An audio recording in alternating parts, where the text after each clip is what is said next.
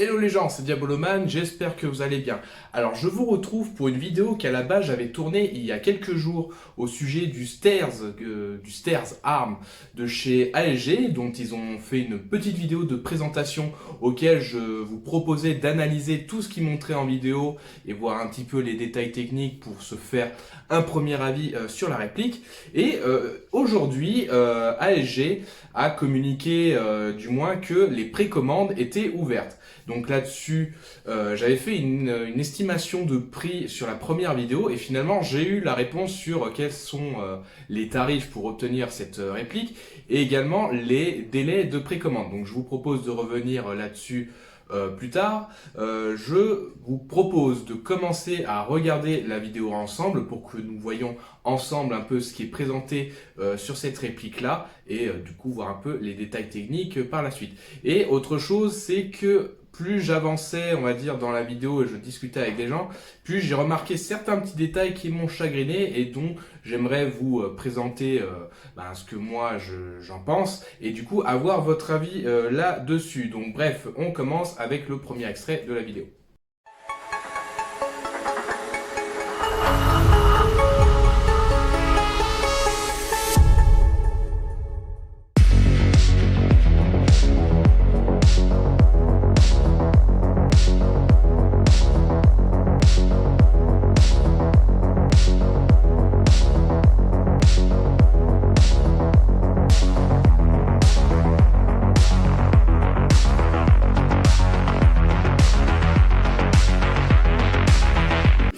Bon déjà, première chose, on se rend compte que la réplique est sous licence Stair Arms, donc du coup quand en général les répliques sont sous licence, on peut reproduire fidèlement la réplique, hein, là où des fois il y a des modèles qui ressemblent mais qui ne le sont pas tout à fait, et quand c'est sous licence en général il y a un petit coup derrière, donc ça annonce tout de suite, vu la fidélité de la réplique et la qualité qui est à peu près annoncée dans la fiche technique, que c'est pas une réplique qui va être donnée.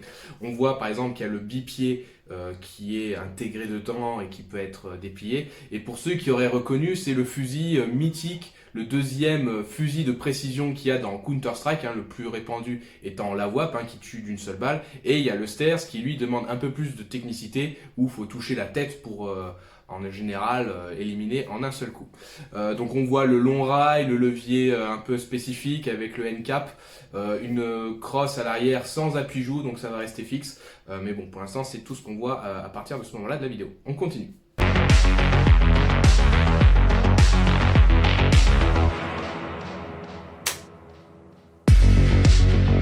Bon, petit truc sympa, on voit que la puissance annoncée qui doit être en 0,20 grammes a l'air plutôt correcte. À voir ce que ça donne en grammage de jeu, mais ça doit être juste ce qu'il faut justement pour pouvoir jouer en France. Donc c'est une réplique qui sera jouable en sortie de boîte, il n'y aura pas besoin de faire de modifications.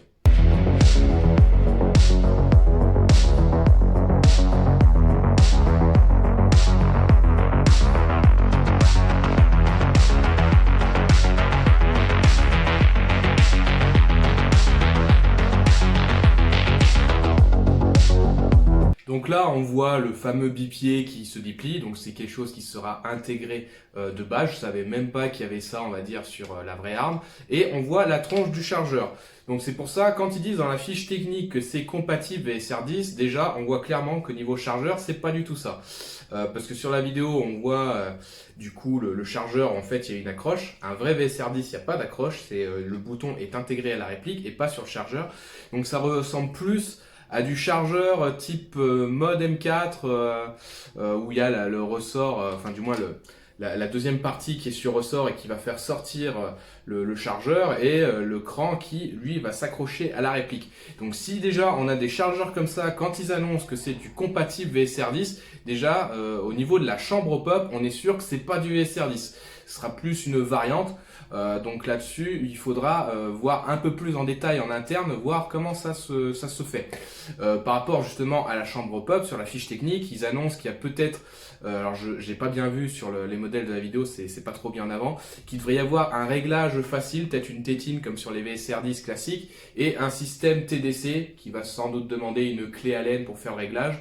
Donc à voir la tronche, si c'est réellement une chambre pop usinée de qualité ou si c'est une chambre qui a été coulé dans un moule et pas usiné CNC. Enfin, là-dessus, il faudrait voir un peu plus ce que ça donne s'ils nous montraient l'interne, chose qu'ils ne font pas vraiment dans cette vidéo.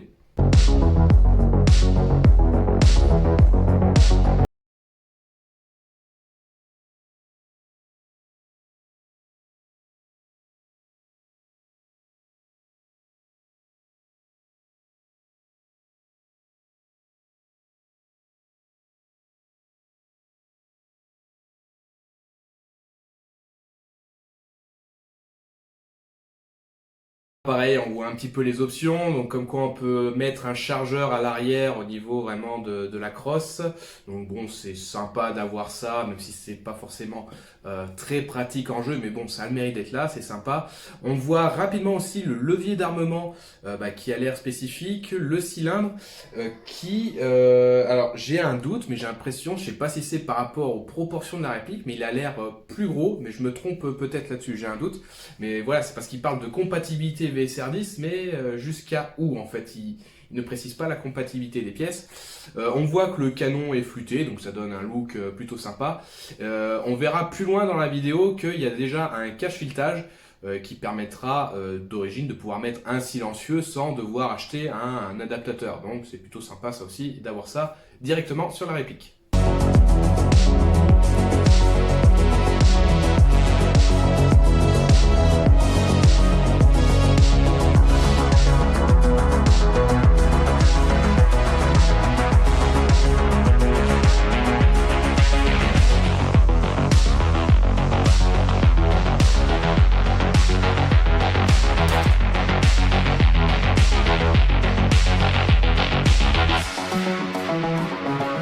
Donc voilà, après par la suite on voit plus grand chose, finalement ils font des petites vues d'ensemble, donc ils montrent pas grand chose sur la technicité de la réplique, moi chose qui m'intéresse beaucoup en général. Mais donc on va se fier maintenant à la fiche technique, donc je vous invite à aller sur le lien que j'intégrerai aussi moi dans la vidéo pour voir tout ça. Mais à la fin aussi ils annoncent la longueur, donc il va faire tout pile 1 mètre, il va faire 1000 mm, et en termes de poids, il va faire 2950 grammes, donc en gros il va faire 3 kilos, donc ça va être quand même un beau bébé, il va pas être totalement léger. Et autre chose qu'on peut voir, c'est le rail sur le dessus qui va être relativement long, mais qui n'aura pas d'écran sur toute sa longueur. Donc si vous avez des anneaux de montage, ça va dépendre comment vous allez pouvoir le mettre. Sur le tout début, justement, il n'y en a pas beaucoup au-dessus de la fenêtre d'éjection. Bon, après, il réplique la vraie arme, donc c'est comme ça, il la réplique. Mais il faudra peut-être 2 anneaux si jamais vous avez un montage qui va être fixe avec plusieurs montages. Selon la longueur de votre lunette, ça va peut-être être compliqué pour l'intégrer. Donc voilà, comme je vous dis, on voit pas grand chose, même s'ils recommandent aussi l'utilisation de la 0,48 grammes. Donc ça montre qu'ils sont quand même confiants sur les performances de leur réplique, surtout d'origine. Donc je pense que le hop-up n'aura aucun mal à lever de la bille lourde. Donc ce qui montre que là-dessus on ne devrait pas se faire de soucis. Sinon, dans la fiche technique, donc il parle que la réplique peut résister jusqu'à un ressort en M200. Donc ce qui montre que l'interne doit être quand même de bonne qualité et que ça résistera très largement à nos puissances, à nous en France, il n'y aura pas de souci à se faire. Il parle également du cylindre, qui apparemment aurait un gros volume d'air, et c'est là-dessus justement que moi ça me pose problème, c'est que c'est très vague. On ne sait pas si c'est un volume d'air plus important qu'un VSR10, puisqu'ils parlent de compatibilité VSR10, mais voilà, ils ne disent pas quelle compatibilité. Donc est-ce que c'est gros volume d'air en parlant tout simplement du volume d'air classique VSR10, ou ça serait un piston plus large, enfin du moins un cylindre plus large. La tête de cylindre aurait un système silencieux, donc peut-être un pad. Le piston, quant à lui, serait équipé d'un air brake d'origine, donc ce qui pourrait donner une réplique plutôt silencieuse, on va dire, en termes de tir, ce qui peut être pas mal. Le ressort et guide ressort, donc ça serait pour du 9 interne du 13 mm, donc des ressorts 13 mm, ce qui devrait donner un rechargement plutôt aisé et peut-être plus même silencieux que du 11 mm. Donc ça c'est pour la partie technique. Donc moi ce que je vous dis, ce qui me dérange, c'est qu'est-ce que c'est réellement en interne? Est-ce que c'est vraiment du VSR10 ou la compatibilité VSR10, je sais pas, elle se limite au bloc détente, parce que ça non plus on sait pas trop ce que c'est, ou ça se limite au canon et au pop. Donc voilà, il parle de compatibilité VSR10, mais on ne sait pas quelle pièce, et moi ça me dérange. Même si en soi, la réplique, elle a l'air déjà très très bien d'origine, il n'y aura pas besoin de grader. Mais j'ai plus l'impression que le terme VSR10, enfin compatible VSR10, c'est plus du marketing pour rassurer les joueurs sur les possibilités de modification de cette réplique. Mais déjà, on voit de 1 que les chargeurs, de sûr, c'est pas du VSR10. Donc, niveau achat de chargeurs, qu'est-ce que ça sera? Pour le reste, eh ben, on verra par la suite. Niveau technicité, comme je vous dis, la réplique, moi, objectivement, je vois ça sur le papier, je la mets dans mon top 10 des meilleures répliques qu'on trouve sur le marché. Voilà. L'autre truc qui m'a semblé bizarre. Alors, dans ma première vidéo, j'avais fait une estimation de tarifs, sachant qu'ils avaient vendu leur MK13 avant, qu'on trouvait entre 700 750 euros. Donc lui, je me suis dit, vu que c'est en plus une réplique sous licence, j'estimais qu'il allait être entre 500 et 600 euros. Aujourd'hui même, où je tourne cette vidéo, ASG a annoncé que leur revendeur ouvrait les précommandes justement pour précommander cette réplique. Donc du coup, je me suis dit, ah, je vais peut-être obtenir le tarif réel pour cette réplique. Résultat, donc il y en a un qui m'a répondu et en fait les précommandes sont pour du 519 euros, sachant que certains, si le tarif est plus haut, vous ne paierez pas plus. Si c'est moins, eh ben ils vous rembourseront la différence. Donc c'est plutôt sympathique là-dessus. Par contre, autre chose qui m'a semblé bizarre, c'est que vous précommandez pour recevoir la réplique en juin. Et là, c'est là que j'ai trouvé ça, à partir de là, un petit peu bizarre. Donc, première chose, sur cette chaîne YouTube où on voit donc la chaîne YouTube de ASG où ils présentent le Ster, et ben pour le MK13, ils n'ont pas fait de vidéo, alors que ça semblait être une très belle réplique, laquelle ils ont bien travaillé, mais il n'y a pas eu de communication sur cette chaîne. Alors, pourquoi? Est-ce que c'est parce que c'est pas fait par la même personne? Parce que je crois que c'est Artweek pour le MK13 et je sais que le Stairs, suite au fournisseur, en fait c'est fait par Modify. Ce Stairs, c'est AEG, voilà, vous savez, ils font du repack ou du moins ils ont des licences, ils demandent à un fabricant de leur faire quelque chose, mais voilà, le Stairs c'est Modify qui le fait. Donc première chose. Donc cette première chose, c'est que déjà ils n'ont pas communiqué pour le MK13 sur la chaîne YouTube. Pourquoi celui-là, ils en parlent sur leur chaîne YouTube? Donc déjà, premier point. Deuxième point, pourquoi le MK13, il a été vendu, du moins comme ça, il n'y avait pas de précommande, et pourquoi le Stairs, il y a une précommande? Et surtout sur une date aussi éloignée. Là, on n'est que à la mi-mars, ce serait pour précommander déjà en juin. Ensuite, ASG, dernièrement, c'était pareil pour le MK13, il n'y a pas eu de grosse communication, je trouve, avec des gros youtubeurs. Donc moi, je me considère pas comme un gros youtubeur, mais je sais pas, des youtubeurs airsoft à plus de 100 000 abonnés. Il n'y a pas eu de communication. Donc je pense peut-être qu'ils savent que c'est pas une réplique qui va se vendre énormément, malgré que ce sont des répliques plutôt haut de gamme là, pour le coup.